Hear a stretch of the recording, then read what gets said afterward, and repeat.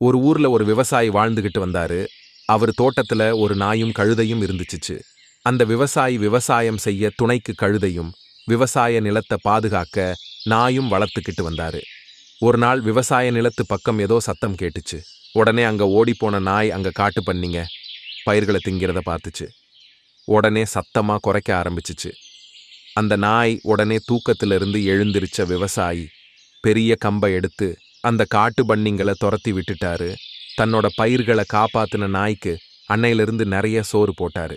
அந்த விவசாயி இத பார்த்த கழுதைக்கு தானும் நாய் போல காவல் வேலை செஞ்சா நிறைய சோறு கிடைக்கும்னு நினைச்சுச்சு.